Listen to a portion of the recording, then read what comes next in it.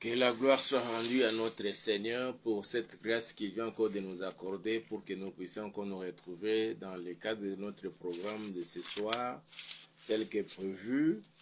Seigneur, secours-moi. Nous allons prier pour recommander ces instants entre les mains du Seigneur.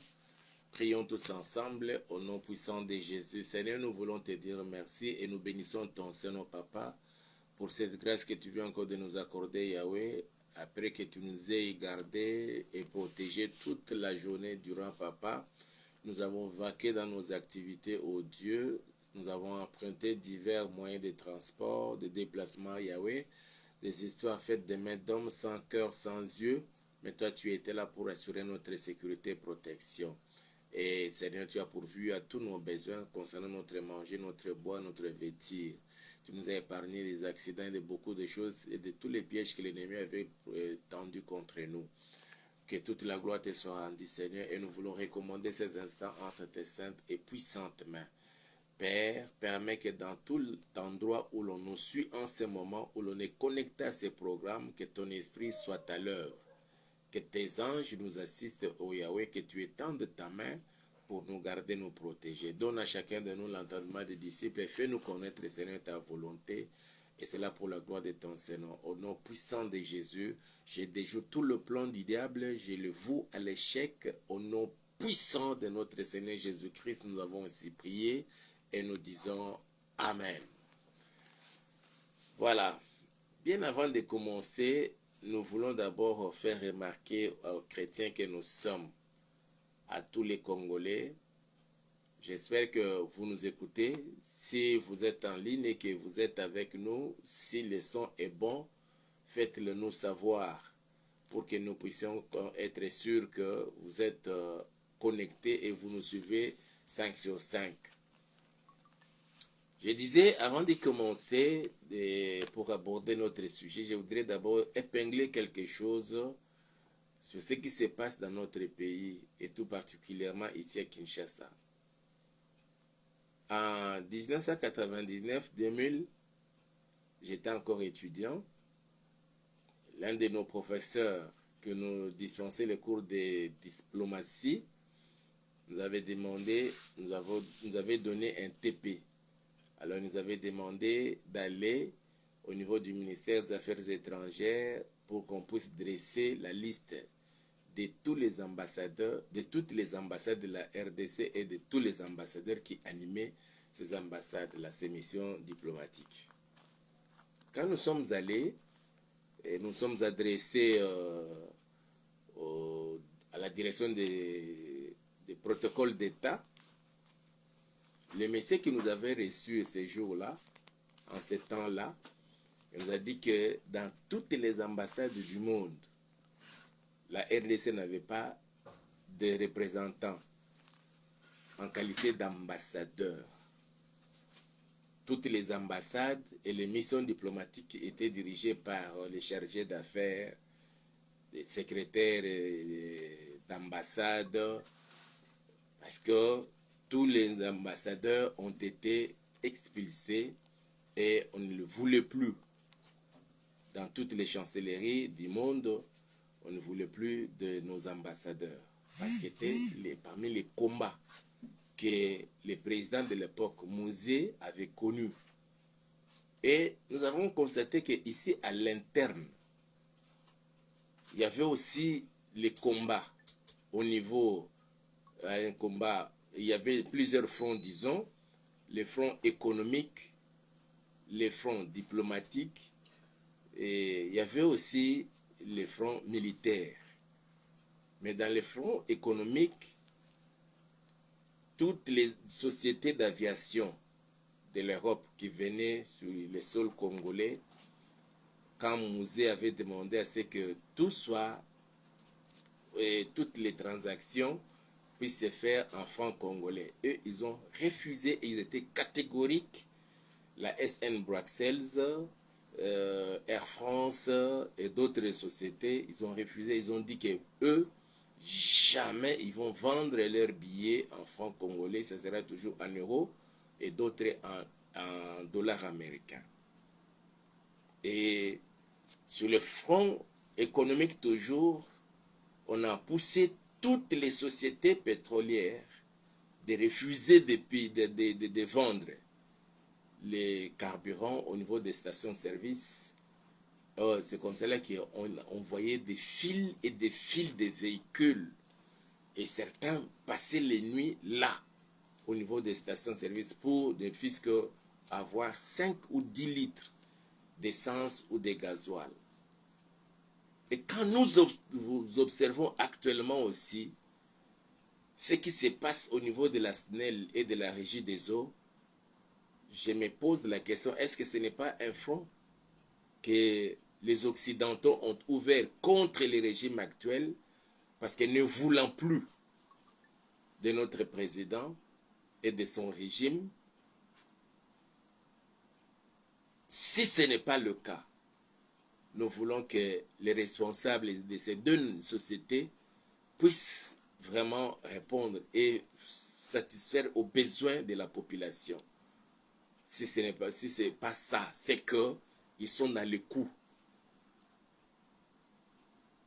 Mais l'époque du passé, ce n'est pas l'époque actuelle.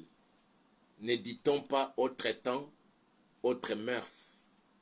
Avec l'élan du patriotisme qui commence à renaître et à prendre place dans les cœurs des Congolais, un jour, la population se verra dans l'obligation d'aller se tenir devant les portes de ces deux sociétés, SNEL et Régie des eaux, pour faire des revendications. Et peut-être aussi pour chasser certains des responsables de ces entreprises-là. Je ferme vite la parenthèse. Nous y reviendrons demain lorsque nous serons dans notre programme de Losako, spécial Losako. Nous sommes en train de parler à l'ombre du Seigneur. C'est le thème que nous sommes en train de développer depuis la semaine passée. Mes frères et sœurs, il est très important que chacun puisse savoir où il s'abrite. Où est-ce que tu pars te cacher pour te sentir en sécurité? Tu es sous l'ombre du Seigneur ou tu es sous l'ombre de quoi? La fois passée, et tout à l'heure, je vais encore lire le texte de la fois passée de Ruth et Jonas plutôt, qu'est-ce que j'ai dit, Jonas, où l'on parle de ces serviteurs, ces prophètes qui a reçu l'ordre de la part du Seigneur d'aller prêcher la bonne nouvelle dans la ville de Ninive. Mais lui, ne voulant pas, parce qu'il savait que Dieu était miséricordieux, il était compatissant, il avait un grand cœur et il était lent à la colère et riche en bonté.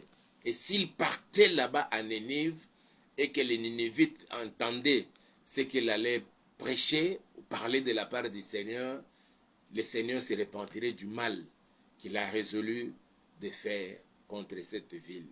Et lui, Jonas, voulait que cette mal-là s'abatte contre les habitants de Ninive. Mais le Seigneur, le Dieu Tout-Puissant, n'a pas voulu qu'il en soit ainsi. Il a reçu l'ordre, la mission d'aller prêcher la bonne nouvelle, d'apporter la parole du Seigneur, d'aller proclamer l'ainsi dit l'Éternel à tous ceux qui étaient dans la ville de Ninive. Après avoir reçu l'ordre, il a pris son argent. Il est descendu jusqu'au niveau des ports, des beaches. Il est monté dans le navire. Au lieu de prendre le navire qui partait vers Ninive, il prenait le navire qui se rendait à Tarsis pour fuir, selon lui, loin de l'Éternel. Il a payé son argent. Il est monté dans le navire et il y a eu embarcation. Ils sont partis. En pleine mer, la Bible dit, il y a eu tempête et les flots battaient. La navigation était devenue très difficile, au point que même les mariniers n'arrivaient même pas à naviguer comme il faut. Ils se sont dit, il faut en tout cas décharger les navires, les rendre un peu légers, et là ça pourrait nous permettre de bien évoluer. Ils ont déchargé, et toutes les marchandises qui se trouvaient dans le navire, ils ont jeté ça dans l'eau. Tous ceux qui étaient là, tu es là dans le navire, tu vois comment on prend tes marchandises. Des grandes valeurs et de fortes sommes d'argent. On les jette dans l'eau parce que vous voulez préserver votre vie. Vous acceptez de perdre tout. Et les séjours là, certains sont devenus des riches qu'ils étaient, sont devenus des pauvres. Et malgré cela, la navigation était toujours très difficile et compliquée même. Alors, l'idée qui leur était arrivée, que chacun devrait prier son Dieu. Peut-être que le Dieu de l'un pourrait avoir pitié et ferait que leur voyage puisse être dans de bonnes conditions pour arrêter la tempête et leur permettre d'évoluer normalement. Et pendant que les uns les autres priaient chacun son Dieu, Jonas est allé s'endormir sous la poupe. Et le capitaine est allé, il l'a trouvé en train de... Il l'a réveillé. Pourquoi dors-tu? Ce n'est pas le moment de dormir pendant que nous sommes en péril. Il faut prier ton Dieu. Et de quel peuple es-tu? Il s'est dévoilé. Voilà, tel que je suis là, en tout cas, je fuis loin de l'Éternel. Il m'a envoyé en mission à Ninive, mais moi je ne veux pas aller là-bas. Je m'en vais seulement Tarsis. Maintenant, nous comprenons que les malheurs qui nous arrivent, c'est toi qui es la base, la cause même. Que devons-nous faire? Il leur dit, prenez-moi, jetez-moi dans l'eau. Alors, on a pris Jonas, on l'a jeté dans l'eau, et ils ont continué leur voyage, leur chemin. Mais là, sous l'eau, il y avait un poisson qui attendait Jonas. Quand on l'a jeté, le poisson est venu l'a avaler. Mais dans le ventre du poisson, Jonas a trouvé des conditions lui permettant de vivre encore. Où il a fait 3 jours, mais dans la prière avec jeûne. Parce qu'il n'avait pas de la nourriture. Il était maintenant dans l'obligation de jeûner, de prier l'Éternel, mais dans le ventre du poisson. Pendant que les autres voyageurs qui étaient avec lui dans le navire, quand ils ont continué, certainement ils parlaient, oh, aujourd'hui nous avons trouvé un homme vraiment étrange.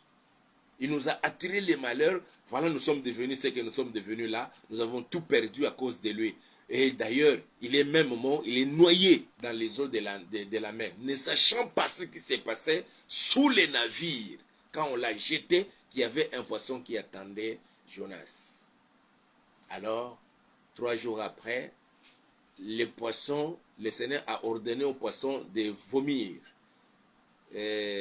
Jonas qui l'avait avalé, quand il vomit Jonas, et Jonas s'est rendu compte qu'il était en pleine ville de Ninive. Et là, il était maintenant dans l'obligation de faire sa mission à laquelle il était appelé par le Seigneur. Il a commencé maintenant à parcourir les rues de Ninive en train de prêcher la bonne nouvelle. Ainsi parle l'Éternel.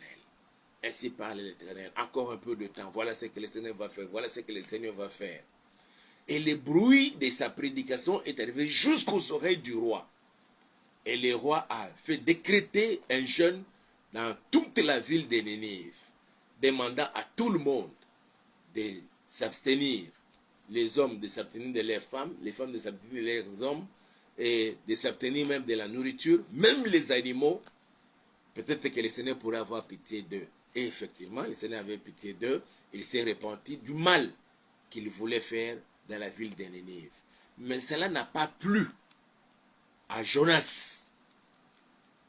Alors, après avoir fini de prêcher, il s'est retiré maintenant en dehors de la ville. Il s'est fait une cabane. Et là, il s'est abrité sous l'ombre de la cabane. L'ombre sous laquelle Jonas s'est abrité, c'était l'ombre d'une œuvre de main humaine, où il ne pouvait jamais être en sécurité totale et éternelle, je dirais même. Ce n'est pas un endroit où il pouvait se sentir mieux. Ce n'était pas les lieux indiqués pour qu'il puisse recevoir de grandes choses, de grandes bénédictions. Mais du moins, il s'est abrité quand même sous l'ombre de cette cabane. Le Seigneur, voyant qu'il était sous l'ombre de la cabane et qu'il faisait chaud, et aussi il était sur le point de lui administrer une leçon, le Seigneur a fait sortir près de la cabane un ricin. Et le ricin a couvert Jonas de son ombre. Cela a fait de la joie à Jonas. Je te ramène au niveau où que tu t'abrites sous l'ombre de l'endroit où tu vas obtenir la joie. Cela ne peut provenir que du Seigneur. Toi qui me suis maintenant, mon frère, ma soeur, que l'objet de ta joie ne soit pas l'argent. Ce n'est pas parce que tu as l'argent que tu dois être joyeux ou joyeuse. Avoir un visage jovial. Non. Pour que tu aies la joie, ce n'est pas parce que tu dois avoir un congélateur plein de provisions. Et d'ailleurs, pour le moment, comment est-ce que tu peux faire des provisions avec l'électricité qui à tout moment, il y a des coupures intempestives de l'électricité. Il n'y a même pas de coupures. Que cela ne soit pas l'objet de ta joie. Pas seulement parce que tu as une voiture, tu viens d'acheter une voiture, ou une belle voiture, tu as une belle maison. Non. Il était sous une cabane. Risque la voiture ou l'argent risque d'être une cabane où tu t'abrites, qui te fait ta joie. Sans savoir qu'au-delà d'une cabane, il peut y avoir un ricin. Quelque chose ici de temporaire. Le ricin, bien que ça vienne du Seigneur, c'était temporaire. Ce n'était pas définitif. Ce n'était pas éternel.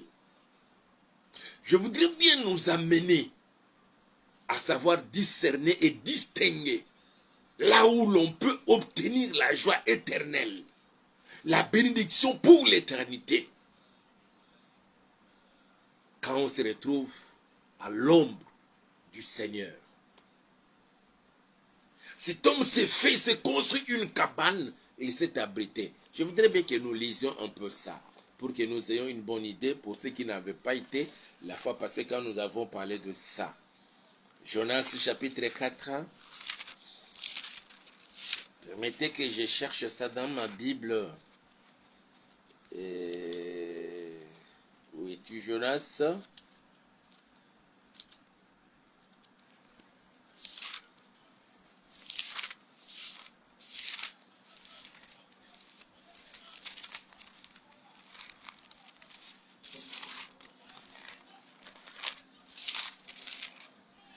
Voilà, Jonas chapitre 4, nous commençons à partir du premier verset. Je lis la parole du Seigneur. Cela de plus fort à Jonas, il fut irrité. Il implora l'Éternel et il dit, « Ah, Éternel, n'est-ce pas ce que je disais quand j'étais encore dans mon pays? C'est ce que je voulais prévenir en fouillant à Tarsis. Car je savais que tu es un Dieu compatissant et miséricordieux, lent à la colère et riche en bonté, et qui te répand du mal. » Il décrit, selon la révélation qu'il avait reçue de ce qu'est l'Éternel. Le Dieu que je te présente, mon frère, ma soeur, il est un Dieu compatissant. Il est un Dieu miséricordieux. Il est lent à la colère et riche en bonté. Et il se répand du mal. Même s'il résout de te faire du mal, il peut se repentir de ce mal-là. Si toi, tu te détournes du mal et tu reviens vers lui. C'est comme cela qu'il dit, il souhaite jamais la mort d'un pécheur, mais il veut que le pécheur puisse abandonner ses mauvaises voies et qu'il revienne vers lui pour recevoir la vie et vivre longtemps. Ça, c'est ce que le Seigneur est. Et Jonas, sachant bien cela, pour lui, les Ninivites devraient mourir dans leur péché. Mais ils disent, non, si je vais là-bas, quand je vais parler, Dieu va leur témoigner sa miséricorde, sa compassion, ses compassions, il va leur témoigner comment il est lent à la colère, comment il est miséricordieux, comment il est compatissant et comment il est le Dieu qui peut oublier tout le mal qu'il a résolu de leur faire. Je ne voudrais pas qu'ils puissent bénéficier de la miséricorde et de la compassion de Dieu. Je ne voudrais pas qu'ils puissent bénéficier de la richesse, de la bonté de l'Éternel, qui est celui-là qui ne veut pas que pendant que nous sommes ici sur la terre, que toi qui me suis maintenant là, que tu puisses bénéficier de la miséricorde de notre Dieu, de ses compassions, que toute personne voulant t'éloigner de la miséricorde de Dieu, de ses compassions éternelles, que cet homme-là, que lui-même connaisse la colère de l'Éternel, au nom puissant de Jésus, mais envers toi, que mon Dieu ait compassion de toi, et que tu vives sa miséricorde, et qu'il éloigne de toi sa colère, et qu'il se répande, bien sûr, du mal qu'il a résolu de te faire. Si tu prends aujourd'hui l'engagement, la décision de te repentir et de donner ta vie à Jésus, et tu verras, l'amour du Seigneur te couvrira et tu vivras aussi la bonté de notre Dieu, la richesse de sa bonté. Et ça, Jonas le savait. Il ne voulait pas que les Ninivites puissent bénéficier de tout ça. Qui est celui qui refuse que tu puisses bénéficier de tout ça? Serviteur de Dieu soit-il, servante de l'Éternel, ou qui? Sorcier, occultiste, sataniste, qui? Un féticheur qui ne veut pas que toi tu puisses bénéficier de la miséricorde de Dieu. Je te ramène auprès de Jésus-Christ et qu'il te fasse miséricorde et que tu bénéficies de sa compassion. Pendant que je parle là, il le fait déjà dans ta vie. Si tu ouvres grandement ton cœur, humblement ton cœur, pour lui dire, Seigneur, aie pitié de moi. Je viens auprès de toi. J'abandonne toutes mes mauvaises voies. J'abandonne tous mes péchés et je veux te suivre dans ma vie. Il est miséricordieux, il est compatissant, riche en bonté et lent à la colère. Et que tu bénéficies de tout ça. C'est ce qu'il est. Alors lui, ne voulant pas que les Ninivites puissent bénéficier de tout ça, c'est comme cela qu'il avait voulu fuir. Mais le Seigneur l'a ramené de force. Et après avoir prêché, alors il était irrité de voir comment le Seigneur, usant de sa compassion, de sa bonté, de sa miséricorde envers les Ninivites, qui commençaient déjà à se repentir. Et le verset 3 dit ceci: Maintenant, Éternel, prends-moi donc la vie, car la mort m'est préférable à la vie. Ah, il veut mourir tout simplement parce que les gens se répandent.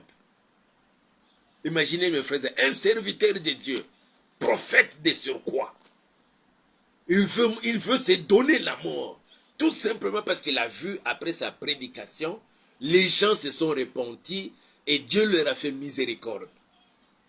Il y a beaucoup comme ça, certains des serviteurs qui se disent pasteurs, docteurs, prophètes, évangélistes, apôtres, mais qui ne souhaitent jamais vous voir, nous voir être bénis. Avoir de l'argent et de fortes sommes d'argent, un bon travail, et que là, dans le mariage, que vous ayez un bébé, que vous ayez des enfants, que vous soyez mariés légalement. Il y a de ceux-là qui prêchent la parole avec la Bible en main. Mais jamais ils ont souhaité que ces choses arrivent dans la vie de plusieurs.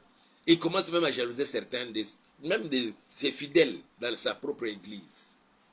Il y en a comme ça, des Jonas. Alors il dit, je préfère la mort que la vie. Ah, il veut se donner la mort tout simplement parce que les gens ont bénéficié de la miséricorde de Dieu. Ce n'est même pas sa miséricorde à lui. Oh mon frère, je donne raison à un serviteur de Dieu, un patriarche qui disait, si le Seigneur avait donné les clés du royaume à lui, même à d'autres, certaines personnes n'entreraient même pas dans le royaume de Dieu. Imaginez que quelqu'un comme Jonas, Dieu lui donne les clés du royaume. Il va commencer à sélectionnez les gens qui peuvent entrer, même si vous vous êtes repenti, sincèrement. Et il va vous mettre de côté. Non, pas toi. J'avais un jour soif, je t'ai demandé de l'eau, tu m'as refusé de l'eau. Ce jour-là, j'avais besoin de l'argent, tu m'as refusé de l'argent. Toi, tu n'entres pas. Heureusement, les clés du royaume, le Seigneur les a gardées pour lui-même. Jusqu'au jour au temps fixé, il va ouvrir les portes pour faire entrer ceux qui doivent entrer là-bas. Gloire soit rendue à notre Seigneur pour cela. Le verset 4. L'Éternel répondit, fais-tu bien de t'arrêter? Et Jonas sortit de la ville et s'assit à l'orient de la ville. Là, il s'est fait une cabane et s'étint à l'ombre jusqu'à ce qu'il vit ce qu'il arriverait dans la ville. Il s'étint à l'ombre de la cabane. Où es-tu? Tu es à l'ombre de quoi? D'une cabane ou à l'ombre de quoi? Et je ne voudrais pas être à l'ombre de quelque chose fait de mains d'hommes. Je veux être à l'ombre du Seigneur. Je ne parle pas encore de l'ombre du Seigneur. Nous y allons petit à petit. Cet homme s'est fait une cabane et s'y tient à l'ombre de cette cabane-là. Mais pour le Seigneur, cela n'est pas suffisant. Il a fallu une autre ombre. C'est comme cela que le verset 6 dit, l'Éternel Dieu fit croître un ricin qui s'éleva au-dessus de Jonas pour donner de l'ombre sur sa tête et pour lui ôter son irritation. Donc, l'ombre que le Seigneur avait fabriquée en ce moment-là pour Jonas avait une mission. Couvrir d'abord Jonas, ôter son irritation. Quand vous vous retrouvez à l'ombre du Seigneur, le Seigneur vient ôter ton irritation, votre irritation. Oh Dieu, je m'abandonne entre tes saintes mains. Oriente-moi, Seigneur, que je m'abrite sous ton ombre, Papa, afin d'enlever, Seigneur, mon irritation. Si tu peux permettre que cela puisse arriver aussi à ma soeur qui m'écoute maintenant, à mon frère, à tous tes serviteurs qui sont connectés à ces programmes, oh Yahweh, que l'ombre, ton ombre à toi, enlève l'irritation, la colère, la haine, la jalousie qui nous anime. Oh Dieu, fais grâce. Fais grâce à chacun de nous, Papa. Nous sommes les fruits de tes entrailles. Fais grâce, Papa. Donc le Seigneur fait croître les ricins avec un objectif. Parce que voyant bien que Jonas était irrité, il fallait ôter l'irritation. Pour ôter l'irritation, il a fallu ces ricins. Mais il était à l'ombre de la cabane avec son irritation, avec sa colère, avec sa furie. Mais quand il s'abrite à l'ombre du ricin, il y a l'irritation qui part. Certaines ombres, mes frères et sœurs, feront que la malédiction ne te poursuive plus. Que les sorciers ne mettent plus la main sur toi. Mais ce n'est qu'une ombre éphémère, d'une courte durée. Ne t'accroche pas à l'ombre du ricin. Parce que le Seigneur, en permettant que tu t'abrites à l'ombre du ricin, il te prépare encore le plus meilleur que les ricins. L'Éternel fit croître un ricin qui s'éleva au-dessus de Jonas pour donner de l'ombre sur sa tête et pour lui ôter son irritation. Jonas éprouva une grande joie à cause de ces ricins. Que là où le Seigneur t'amène, que tu éprouves une grande joie que tu n'avais pas à l'ombre d'une cabane.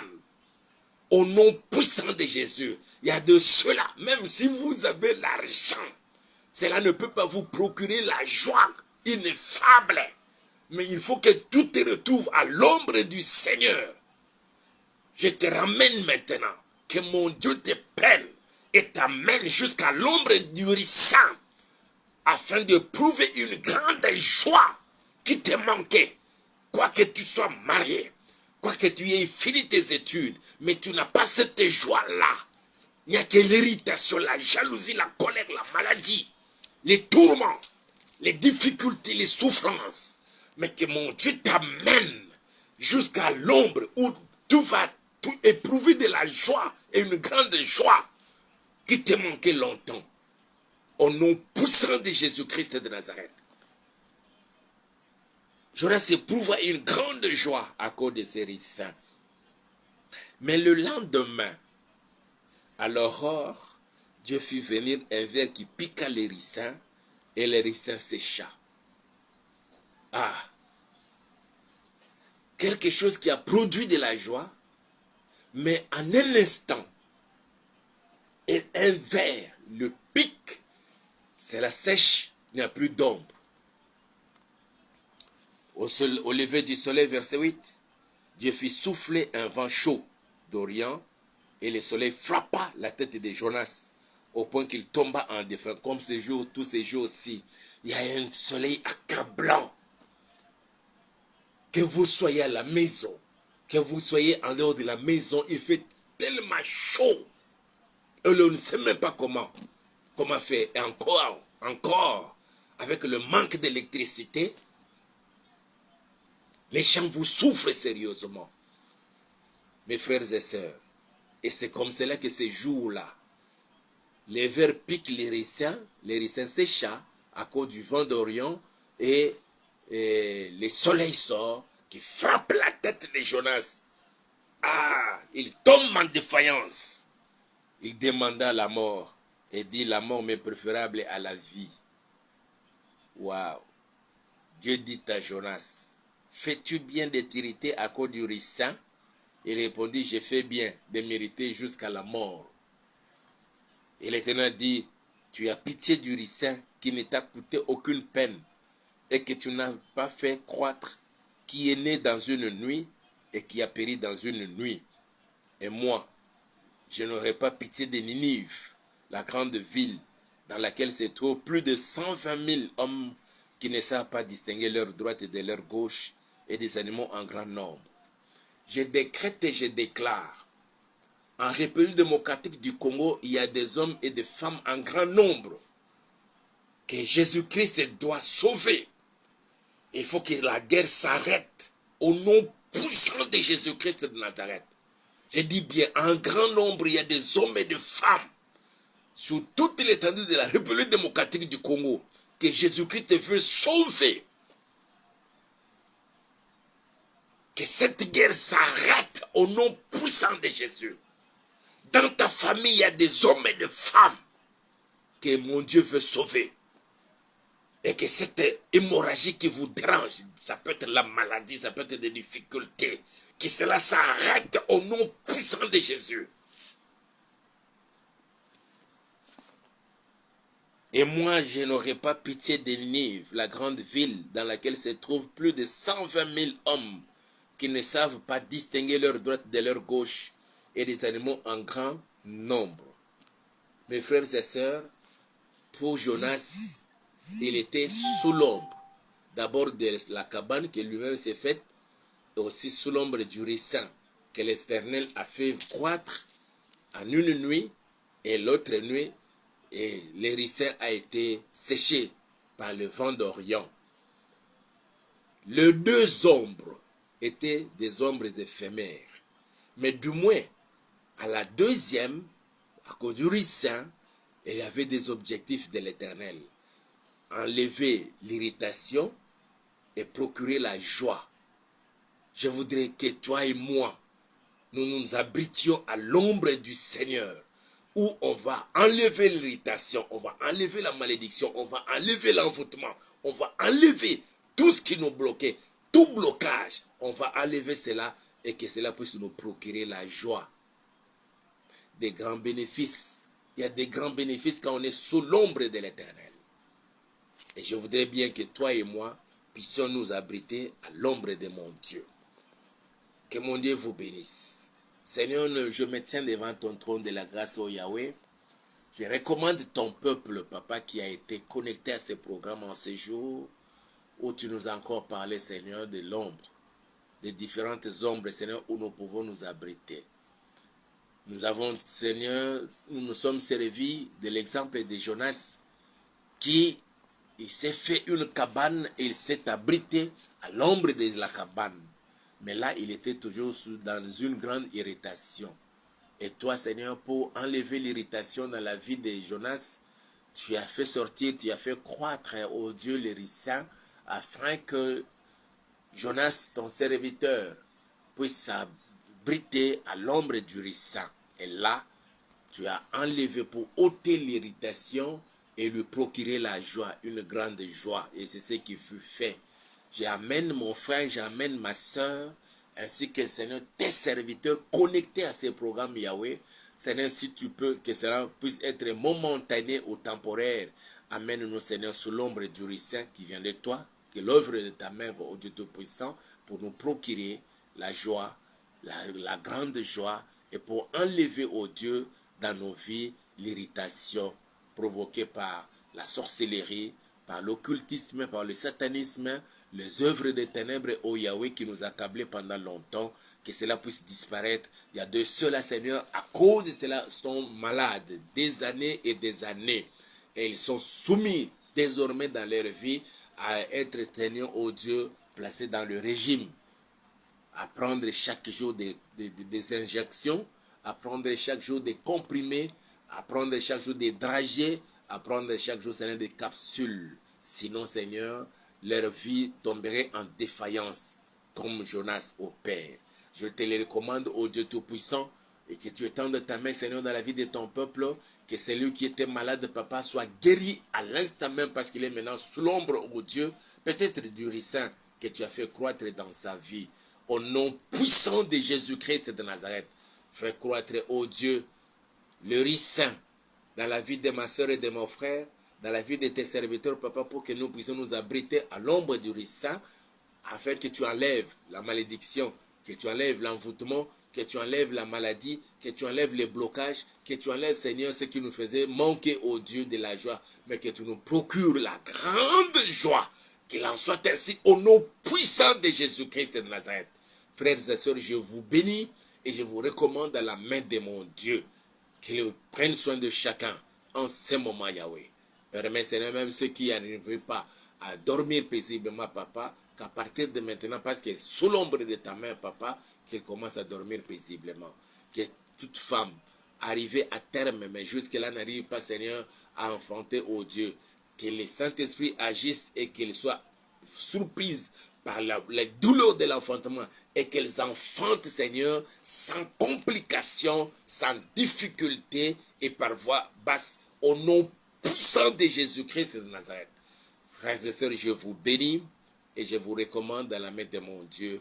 Au nom puissant de Jésus, nous avons ainsi prié et nous disons Amen.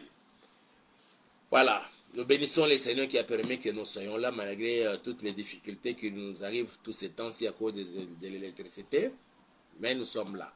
Alors nous voulons vous rappeler que tous les lundis et tous les jeudis, nous sommes au Jardin botanique de Kinshasa, dans notre programme Losako, où nous prions pour notre pays. Nous consacrons des moments pour prier pour les pays et à la fin, nous prions pour nous-mêmes.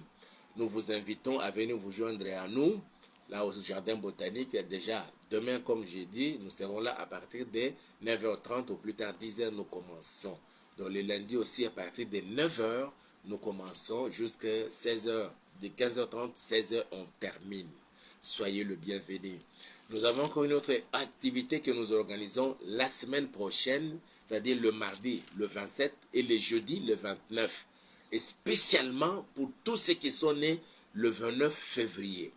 Nous allons enseigner le mardi, nous allons aussi prier, nous allons continuer le jeudi et nous allons faire la grande prière le jeudi pour tous ceux qui sont nés le 29 février.